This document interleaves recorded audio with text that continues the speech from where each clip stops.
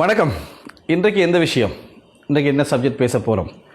தமிழ்நாட்டு அரசியல், இந்திய அரசியலில் அண்ணாமலை அவர்களுடைய கட்சி விலகல், அவருடைய கட்சியிலிருந்து அவர் விலகி கொண்டார் என்கின்ற செய்தி நேற்று தினம் பரபரப்பான ஒரு செய்தி. மாலை பொழுதில் அனைத்து இந்திய ஊடகங்களிலும், தமிழ் தெரிந்த எல்லா ஊடகங்களிலும் இந்த விஷயம் பரபரப்பாக பேசப்பட்டது.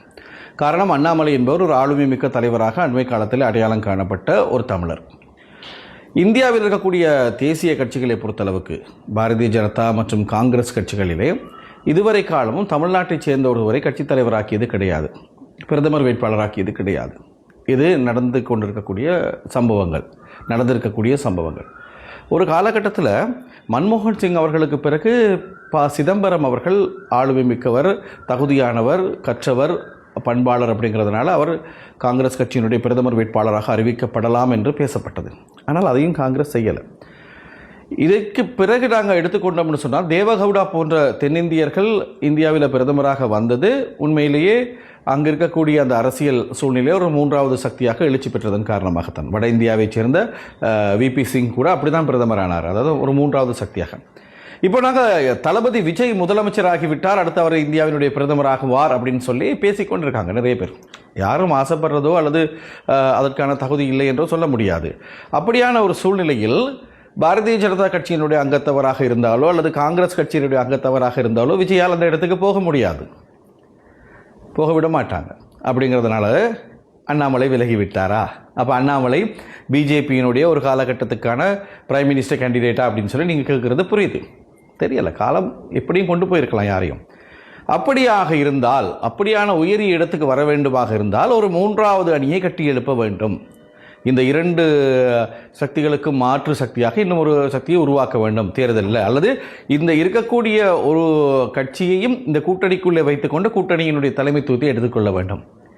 இதை அண்ணாமலை செய்வாரா, விஜய் செய்வாராங்கிறது நாங்கள் பொறுத்திருந்து பார்ப்போம். நடக்கக்கூடிய விஷயங்கள் தான். ஆனாலும் என்னுடைய வாதம், என்னுடைய கருத்து என்னவென்றால், தேசிய கட்சிகளிலே சிறுபான்மையினருக்கு முக்கியத்துவம் வழங்கப்படுவதில்லை, சரியான இடம் கிடைப்பதில்லை. இந்தியாவிலும் சரி, இலங்கையிலும் சரி அப்படிங்கிறத நாங்கள் புரிஞ்சுக்கொள்ளும். தேசிய கட்சியிலே எங்களை பயன்படுத்தி கொள்வார்கள், எங்களுடைய சமூகத்தினரோடு கலந்துரையாடுவதற்கு, உறவாடுவதற்கு எங்களை பயன்படுத்திக் கொள்வார்களே தவிர அவர்களுடைய எஜெண்டா தனிப்பட்ட எஜெண்டாவாக இருக்கும். அவர்கள் யார் யாருக்கு எந்தெந்த பொறுப்பு அப்படிங்கிறத வடிவமைச்சு லிஸ்ட் போட்டு வச்சுருப்பாங்க.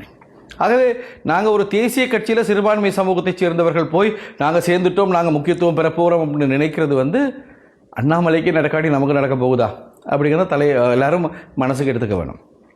இலங்கையிலும் அந்த மாதிரி தான் பல தரப்பட்டவர்கள் பற்றி பேசப்பட்டது. ஒரு காலகட்டம் இருந்தது, சந்திரிகா பண்டாரநாயக்க குமாரதுங்க அவர்களுக்கு பிறகு லக்ஷ்மண் கதிர்காமருக்கு அவருடைய காலகட்டத்திலே பிரதமர் பதவி வழங்கப்பட வேண்டும் அப்படின்னு சொல்லி.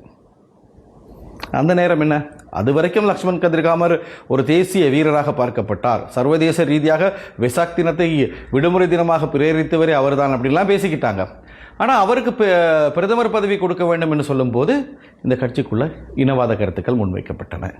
எல்லாருக்குமே தெரியும் அந்த மாதிரியான ஒரு காலகட்டம். இன்றைக்கு கூட அண்மை காலங்களில் நான் பார்த்துருந்தேன், பெரும்பான்மை சமூகத்தைச் சேர்ந்த பல பேர் ஒரு முஸ்லீம் தலைவர் சம்பந்தமாக கருத்துக்களை சொல்லிக் கொண்டாங்க, இவர் ஆளுமை மிக்கவர் அப்படின்னு சொல்லி, அலி சப்ரி அவர்கள் பற்றி.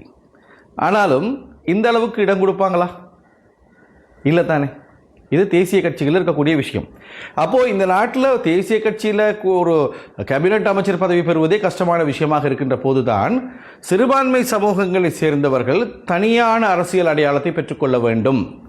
அந்த தனியான அரசியல் அடையாளம்தான் அவர்களுக்கு உரிய அங்கீகாரத்தை பெற்றுக் கொடுக்கும் அப்படிங்கிறது உங்களுக்கு புரிஞ்சிருக்கும்.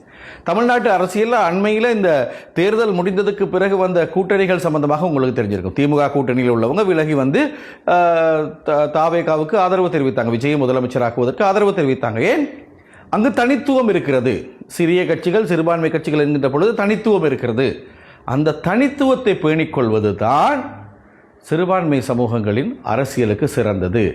அதனைத்தான் அண்ணாமலை அவர்களும் செய்ய போகிறாரா அப்படிங்கிற ஒரு கேள்வி வந்திருக்கிறது. நான் இதுக்கு முதல்ல போட்டிருந்தேன், ரெக்க கட்டி பறக்குது ஐயா அண்ணாமலை சைக்கிள். அப்புறம் அது என்ன, ரஜினி பட பாட்டாச்சு. ஆமாம், அண்ணாமலை படத்தில் அவருடைய வாகனம் சைக்கிள், ரஜினி பாட்டு தான்.